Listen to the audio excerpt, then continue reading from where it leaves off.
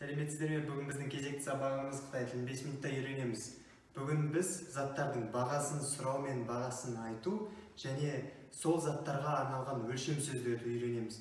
Бізде мысалға қазақ тілінде бір тал ағаш немесе бір жапырақ нан деген сияқты осындай өлшем сөздер болады. Бұл өлшем сөздер Қытай тілінде де бар және олар өте көп. Соның әр затқа әр өлшем сөзді айтуды үйренейік. Бүгін бізде бірінші сұрақ: 请问这个多少钱? Сұрауға бола ма? Мынау қанша тұрады? 请问这个多少钱? Бұл жерде көп сандар бар. Мысалы, біз алдыңғы сабақтарда 1-ден бастап 31-ге дейін үйренсек, бүгін біз 1000, 100 және Қытай Халық Республикасының валютасы юань. Біз оңайырақ түсіндіру үшін оны доллар деп аламыз. Және мау ол цент. Бірақ бұл Қытай валютасы.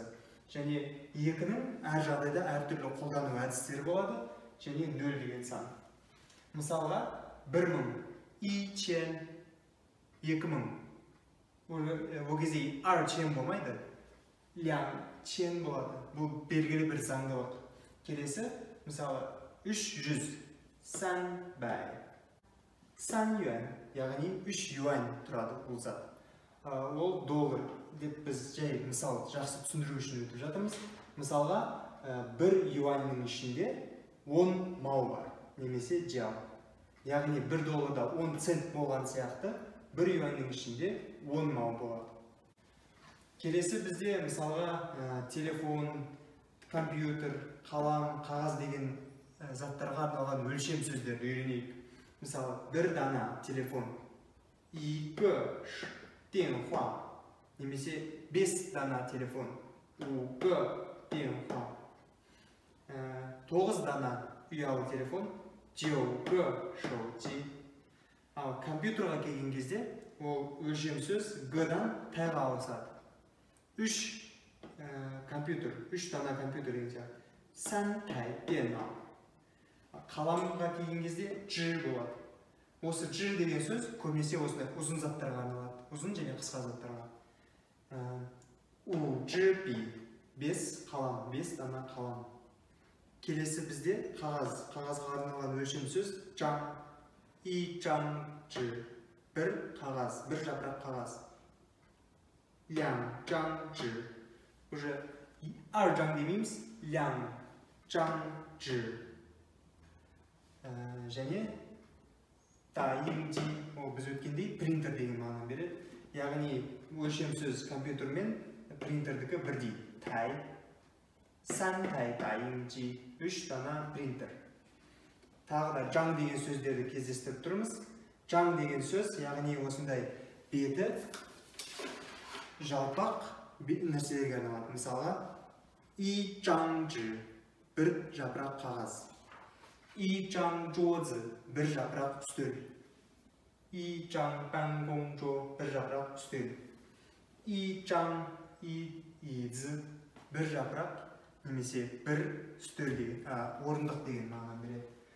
Бұл жерде тай деген сөз көбінесе біз көріп тұрғандай осындай үлкенірек экраны бар заттарға арналады. Және г деген нәрсе көп сөздерге қолданыла береді.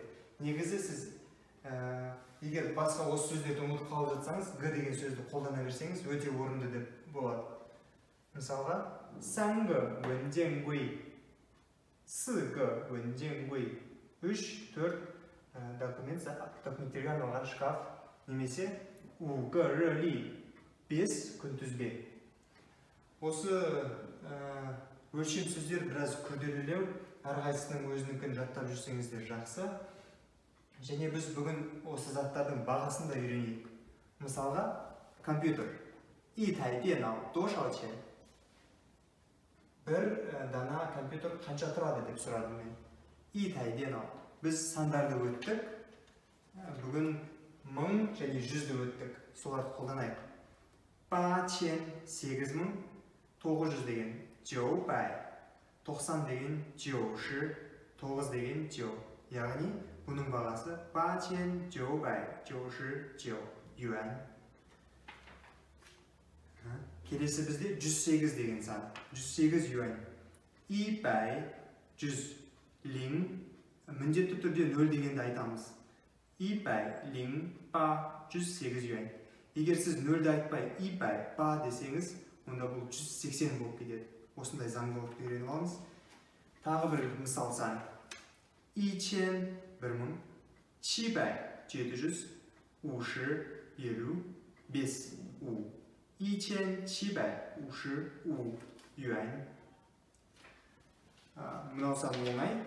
100 деген санды қоямыз. 500, яғни u бай. Енді сұрайық. 请问这个多少钱? немесе 请问一台电脑多少钱?